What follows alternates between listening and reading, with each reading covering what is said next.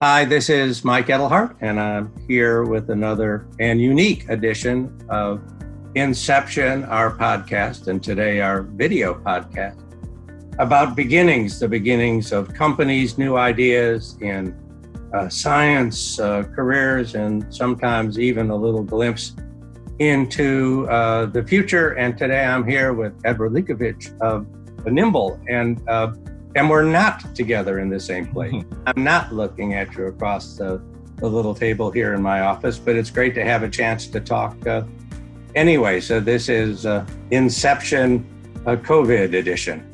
Thanks, Michael. So actually, where are you? So I'm sitting in my office in the middle of San Francisco, where I've sort of been holed up for these many weeks. What about you? Yeah, I'm in the just past the southern border of Denver here in Colorado. So it is. It's been nice the past couple of days, snowy the week before that, and it's too bad because it would have been a great spring ski season, but that's not to be this year. You know, it's probably as good a way to start as any. It's been an interesting year for you. There's all kinds of craziness going on, but, you know, in rather fundamental ways, you guys have been rising. So maybe we can talk about that, but for starters, let's make sure everybody knows what it is y'all do, what Nimble does, and then we can talk why this whole crisis is actually created a lot of upside pressure for you. Sure. Yeah. So Nimble, our mission is to prevent 1 million falls. We're actively working and we provide software to older adults to help them train their balance to prevent them from falling. Many of the audience members, I'm sure, have had a loved one, a family member who's suffered because of a fall. I'm in the same category. My grandfather passed away as the result of a fall, and it was a long, slow decline that cost a ton of money. And unfortunately, that story is very common. We like to think of falls as the largest unintervened medical condition in the country. It's the 5th largest driver of healthcare costs. And now kind of bringing in COVID, best practice is to send people to brick and mortar balance classes. You know, your YMCA offers one, local nonprofit does. And unfortunately, that's all shut down. There's no group congregation of older adults anywhere in the country right now. And from our perspective, while many of us might be getting back to somewhat of a quote unquote normal life in the near term, older adults won't be. There won't be congregated groups of older adults for a while until COVID is extinguished. So what we do is we bring that balance training into the home. And we do that via increasing penetration of smart devices. About 2/3 of older adults now have a smart device. Older adults increasingly consume things digitally, healthcare especially.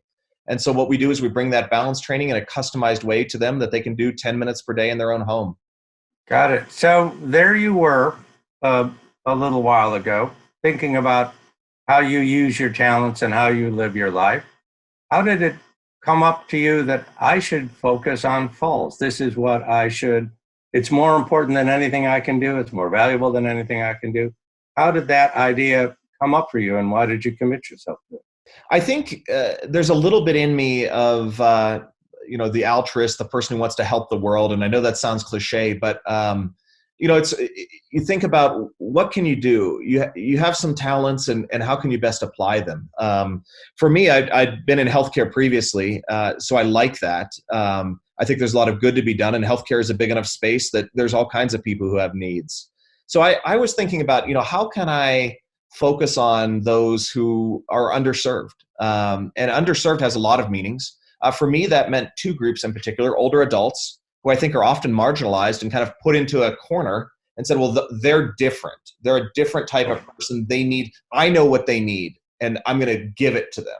And that's historically what our medical group has done. It's sort of, I'm the doctor, you're the patient, we're going to push this on you. Now, commercialization or consumerization of healthcare is here. And now all of a sudden everybody's consuming information, and now the patient's starting to become the decision maker. People have the opinion older adults don't use technology. Well, they couldn't figure this out. Go to any senior living home and ask people, do you have an iPad? They'll take it out and they will show you their bingo game. They will FaceTime their grandkids. They will show you their pictures. They do everything we do.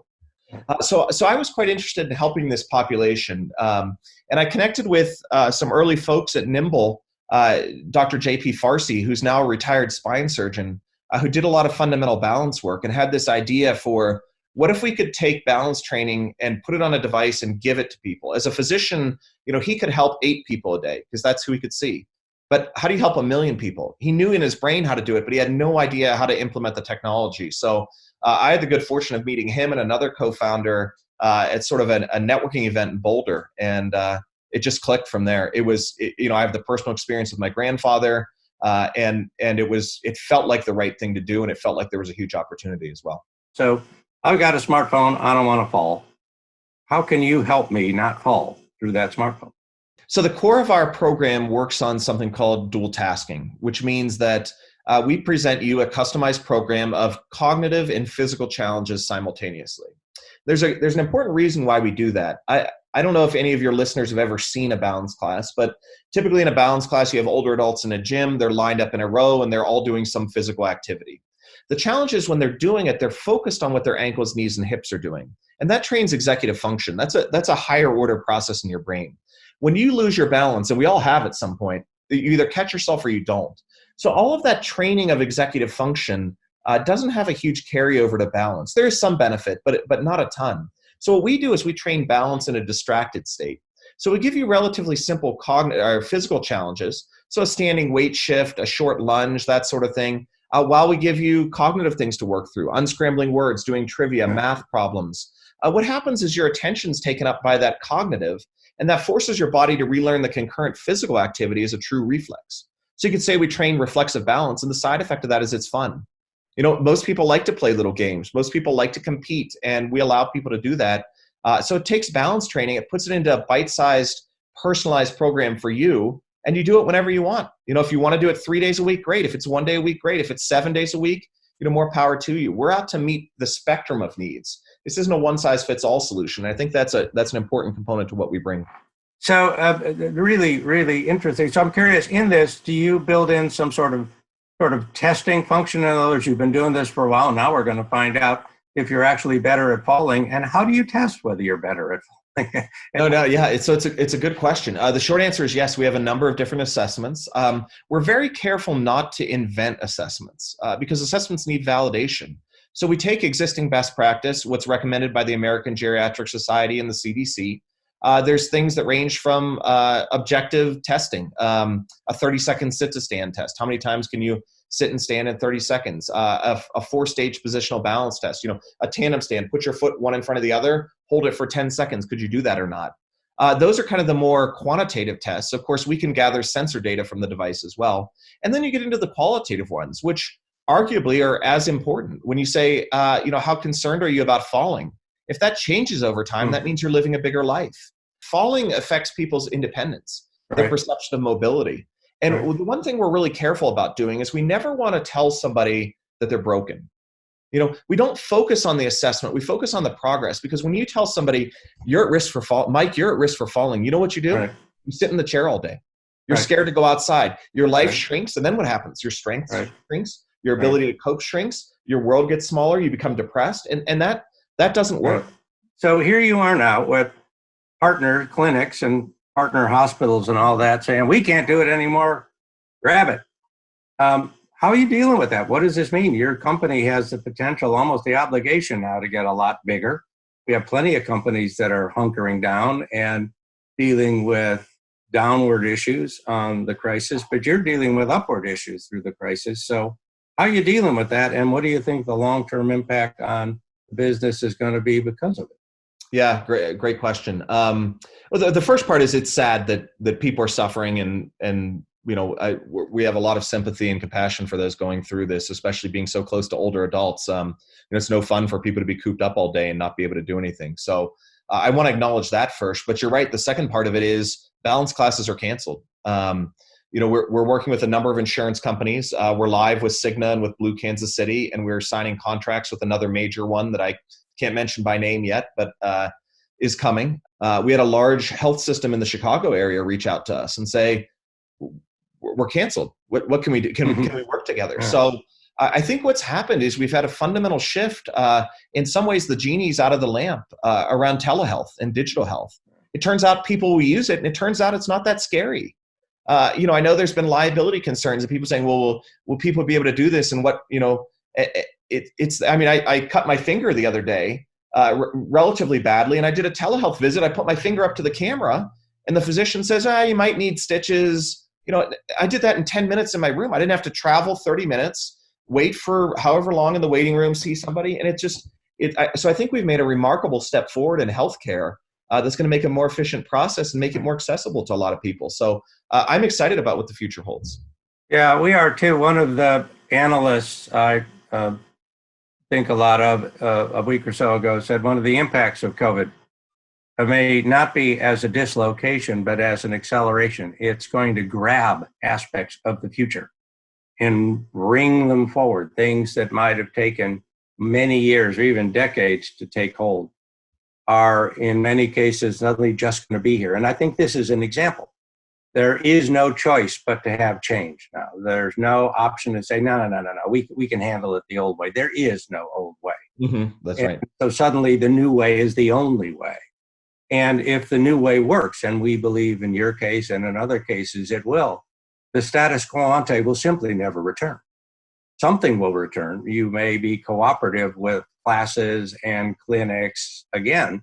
You're likely to be, but not in the same way. And the whole attitude of the patient, the individual, I think, is going to be different. It's like, I can too do it. I just did it. Yeah, healthcare, great health comes from empowerment. Yeah. We can't have a system where we tell people what to do. You have to accept what an older adult's willing to do. You know, we get the question, well, guys, you just do 10 minutes of balance training a day. What good is that? Well, what good is zero? You know, it's better than zero. Yeah. You know, go talk to a physician, say, you know what, I don't exercise at all. And you know what, I'm thinking about starting 10 minutes a day. They'd be ecstatic because we know that little bit, and you can build on that. You don't need to go 0 to 100. You go 0 to 10 and you build on that. And I think that there's a lot of really interesting health technology around that. It's just, how do you get people to get just a little bit better and then a little bit better and a little bit better? And pretty soon you have a huge increase. These kinds of things in particular, getting your brain talking to your body is really a big part of it. I broke a leg really badly some years ago. The really striking thing for me about the rehab wasn't the leg part, it was the brain part. My brain had lost the capacity to explain to that leg what it was supposed to do. And my legs physically are identical now. But the way my brain talks to my two legs is different. I can feel it. The left leg is a learned experience and the right leg is a native experience, and probably always will be. But the biggest part of the rehab, and I would expect with you guys, part of the experience is getting your brain and your body to sort of collude on, here's what we're trying to get at. You got it. It's 100% right. And we actually think in the future, there's probably an application of our technology to sports injuries, because you're right. When you injure something, your brain has now learned this thing is broken or it hurts, and therefore I'm going to move differently to make sure it doesn't hurt. Well, the only way to get the brain to kind of adapt to that is you have to train it. You have to train it that it's fine. And if you're focused on it, you know, it doesn't work because you never internalize that as a true reflex. So it's a year from now, and we have vaccines, we hope, and COVID is in the rearview mirror of our experience. What does Nimble look like then, and what will your issues be then, and what do you hope things will look like? Great question. We're continuing to expand. You know, we're growing 10x here, quarter on quarter. We hope to be at 100x by the end of the year. So, you know, next year, a year from now, we want to have 1 million people signed up for Nimble, and we're on that track. I think even more exciting is when things come back on. You know, a lot of what we're doing now is working with insurance companies directly and marketing, for lack of a better word, to older adults to help them enroll. We'd love to start working with more of the at-risk providers. You know, there's a lot of providers out there taking financial risk now. The Kaisers of the world, the folks like that. The challenge there is a provider right now can't focus on a lot of different things. They have COVID and they've got to deal with that, and they have patients and they're at home. And they're trying to do telehealth. When that all comes back, I can't wait till providers can start to introduce Nimble. And I can't wait till the balance classes come back and they can start to use Nimble as an adjunct. So I see there's so many different ways. You know, we have the saying, there's plenty of wobbly people to go around. You know, we're a component to the solution. We never claimed to solve all falls, but like any other complex medical condition, you know, there's different aspects to approach it. So, you know, we love working with people, and we can't wait until we get back to, I don't know if normal's not the right word, but until we get back to everybody back in person to leverage that even more to help get our message out. So there are folks out there watching us or listening to us that are in that situation. They know they want to do it. They're feeling it, but they're not quite sure what it is or how to express it. What's the advice you'd give to them about successfully going through the process you seem to have handled? Sure. I'll steal a piece of advice I got from a fellow entrepreneur named Ben, who, when I was in between my next thing and I was trying to figure out what do I want to do, he said, Ed, pick something you care about and go deep. Just stop worrying about the business, what you'll create. Just learn as much as you can about it. For him, it was meditation. So he went to Tibet and spent time with the monks there and just embedded himself for a year, came back and said, you know what, I know the product I need to build now. And I think that's great advice for entrepreneurs, which is take something you care deeply about. You don't need to know what you want to do. Just start learning about it. The deeper you go, the clearer you see the problems and the clearer you can talk to people and understand what that is. So I always tell people, pick something you're passionate about. It can be the silliest thing in the world, but go deep and you'll find something at the end of that. There we go. I think that's really sage advice, and that's probably as good a point as any to wrap and get through all this. So great to see you, at least by screen. Can't wait to have a chance to get together face-to-face again soon, and appreciate all that you've done. Appreciate your time here today.